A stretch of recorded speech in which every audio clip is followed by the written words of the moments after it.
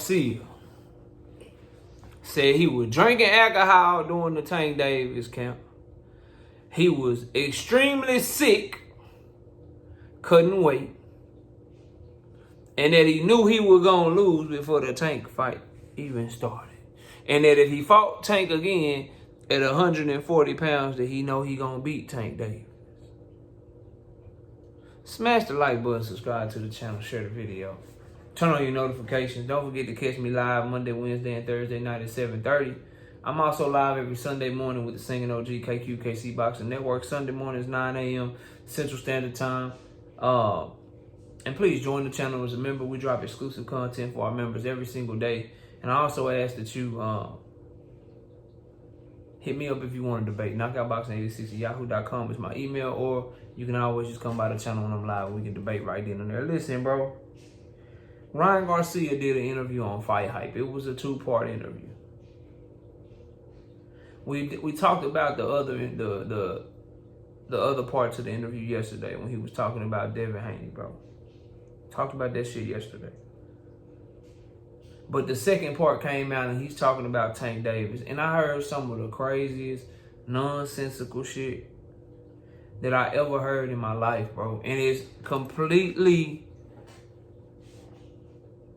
contradictory to what he said leading up to the fight, bro. And fair warning to you Devin Haney fans that are going to cap for this shit, to try to belittle Tank Davis, just know that if Devin Haney fights Ryan Garcia, he's going to do the same thing to your guy. He's going to make excuses if/when he loses. There's going to be something wrong if/when he loses, bro. Just know that. So if this is the route that you want to take, go ahead and take it. Go ahead and take it in the comment section. But I'm here to point out the truth. I'm here to point out the facts. And it is what it is. Now, Ryan Garcia, first of all, I know exactly what he was using during this interview. That face roller shit. I know what he was using because I bought 3 of them. For my wife and my 2 daughters. For my wife and my 2 daughters. They use that shit for their skin, for their face and shit. Ryan Garcia was rolling that shit on his arms, his legs, his face. All kind of crazy, weird shit, bro. Like, he fidgety. When you fidgety like that, you fidgety because you know you talking some bullshit. But that's neither here nor there. I just wanted to point out, bro, something wrong with Ryan Garcia. I think Tank did him bad. So, he talked about how he had a cracked rib going into the fight with Tank Davis. So what he's saying now, I had a cracked rib. I was beating the dude up the whole time, but he caught me with a good shot. I couldn't even breathe. My rib was cracked. But I can remember the week of the fight, he said that he was 100% ready. He was 100% in shape. This was the best that he ever felt. That he was more disciplined than ever. That him and Joe Goosen was the perfect match. Yada, yada, yada. Blah, blah, blah, blah, blah. So I simply ask, which one is it? Which one is it? Which one are you telling the truth on? Then he goes on to tell us that, oh, the weight cut was so bad I was crying. My masseuse had to stop me from crying. I just couldn't stop crying because I was so miserable during the weight cut. Really? So were you miserable when you were in the middle of your weight cut and you were eating pizza instead of working out and getting the sweat on, bro?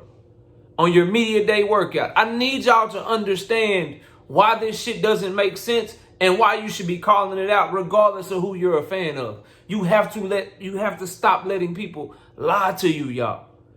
Ryan Garcia, when you cut weight, ask any boxer, anybody that's done any weight cut, them last few days are the toughest. So your weight cut is so bad that you were crying, that you just feel so bad. You're so sick, you're crying, you're not yourself. You feel like something's so wrong with your body. It's so bad that 3 days before your fight, that you got a platter up there with tacos, and pizza and the whole nine. You funding a whole goddamn buffet for yourself and everybody there doing your media day workout instead of actually working out to try to cut some of the weight.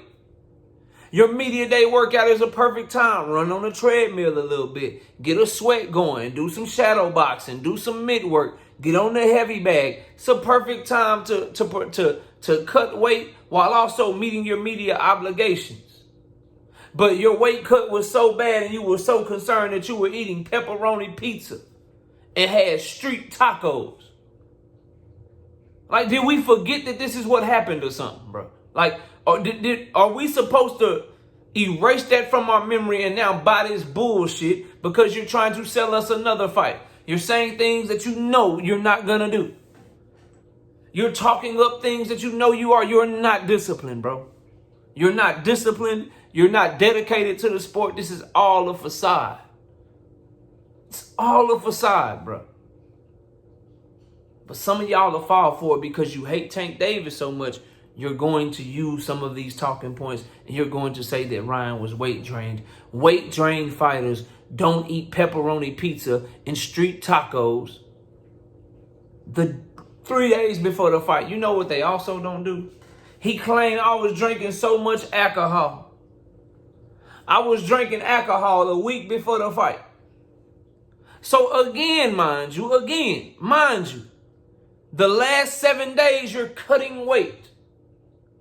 So 6 days before his weight cut, 6 days, he says a week before the fight. So the Saturday before the fight, he was knocking back beers because he was so worried about his weight cut. So you worried about your weight cut and you go have something that's literally made of yeast and bread and gluten. That's what you were doing. I'm so worried about my weight cut. Let me drink something that's going to make me add a whole bunch of calories and shit.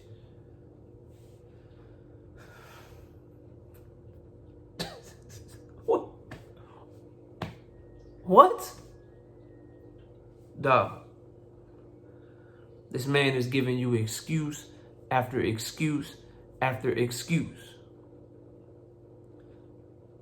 Then he said during this interview about his fight with Tank Davis, bro. He said, I knew when I was hitting the mitts that something was just off. My body felt so bad. I felt like I was going to die. I knew I didn't have nothing else left in me. But I remember you walking back and forth, showing who I am today. Yeah, I'm going to show him who I am today. You was crunk. You was clapping. Your people was clapping. But now all of a sudden you wasn't feeling like yourself. You was shining. Had a good sweat going, talking your shit. Then he said some of the craziest shit, bro, that I've ever heard somebody say after a fight, bro. He says, I showed my heart and people saw my heart and I gained more followers after the fight than Tank did. Tank won the fight, but I gained more followers. See, after that fight, I gained 1 million followers and he only gained 200,000 followers.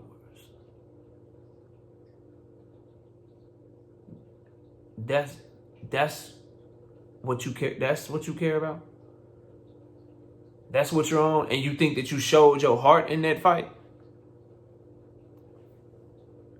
You quit, bro. You quit. You took a knee.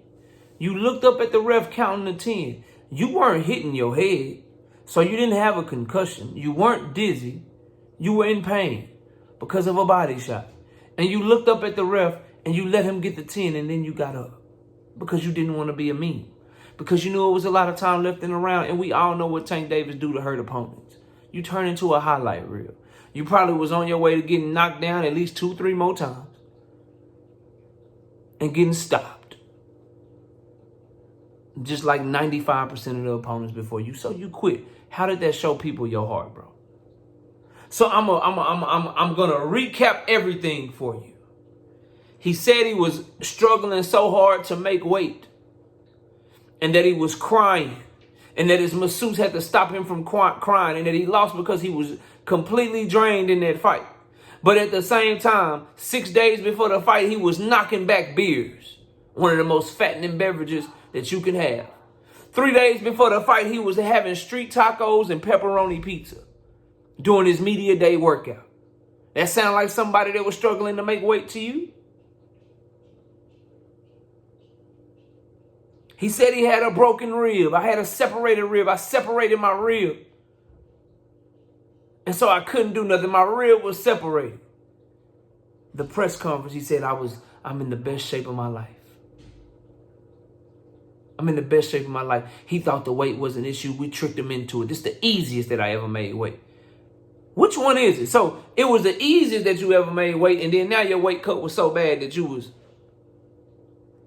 drinking beers and you was crying profusely.